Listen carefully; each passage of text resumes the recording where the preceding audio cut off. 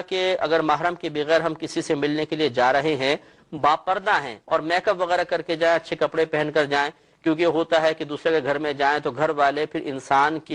کا اندازہ کرتے ہیں کہ ان کے گھر کے اندر رہن سہن کیسا ہے، اور خصوصاً عورتیں، ان کا تو پہلا کام ہی مشاہدہ کرنا ہوتا ہے اور سامنے والے کا نظریاتی پوسٹ مارٹم، یعنی نظروں کے ذریعے پوسٹ مارٹم کرتی ہیں اور پھر رائے قائم کرنے میں انتہائی ماہر ہوتی ہیں۔ جیسی وہ نکلیں گی فوراً دوسری کو کہیں گی کہ ہائے دیکھا اس کو کیسے کپڑے پہن کر آئی تھی، پہننے کا ڈھنگ تک نہیں ہے، اور یہ اور وہ پتہ نہیں کیا کیا باتیں اسٹارٹ کر دیتی ہیں۔ تو یہ بہنوں کے بڑے خطرناک معاملات ہوتے ہیں، اور ان طنز کے تیروں سے بچنے کے لیے چونکہ دوسری بہن بھی انہی کی جنس سے تعلق رکھتی ہے تو وہ پہلے ہی ایسے حفاظتی اقدامات کر لیا کرتی ہے کہ تاکہ ان کے طنزوں سے محفوظ رہ سکیں۔ لہٰذا اگر کوئی بہن پردے میں میک اپ کر کے جاتی ہیں تو عورت کو زینت منع نہیں ہے، بالکل جا سکتی ہے۔ کہ جو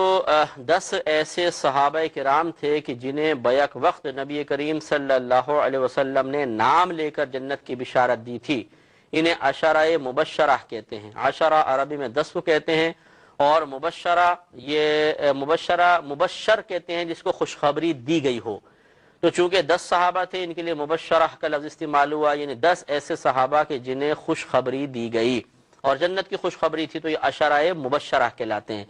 اور ان کو یقینی سی بات ہے کہ کوئی ایسا خاص واقعہ نہیں تھا، بلکہ یہ اللہ تعالیٰ کی طرف سے نبی کریم صلی اللہ علیہ وسلم کے کمال کا اظہار کا حکم تھا کہ آپ ظاہر فرمائیں کہ آپ کو علوم غیبیہ کی دولت سے مالا مال کیا گیا ہے۔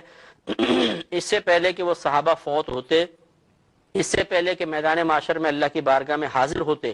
نبی کریم صلی اللہ علیہ وسلم کا ان کا نام لے کر جنت کی بشارت دے دینا ثابت کرتا ہے کہ اللہ تبارک و تعالی نے آپ کو علوم غیبیہ سے مالا مال فرمایا،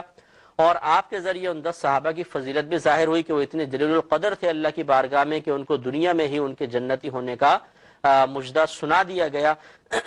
تو یہ نبی کریم کی طرف سے اللہ تعالی کے عطا سے ان کے کمال کا، ان کی اہمیت کا اظہار تھا۔ کسی خاص واقعے کے نتیجے میں ایسا ظہور پذیر نہیں ہوا تھا کہ ان 10 نے کوئی بہت بڑا کام کیا اور خوش ہو کے، یعنی کوئی ایک خاص واقعہ، کوئی اطاعت کی اور خوش ہو کے نبی کریم نے جنت کی بشارت دی۔ اگرچہ یہ صرف اللہ کے فضل سے ان کو حاصل ہوا، وسیلے ان کے نیک اعمال بھی بنے، لیکن کوئی خاص ایسا واقعہ نہیں ہے۔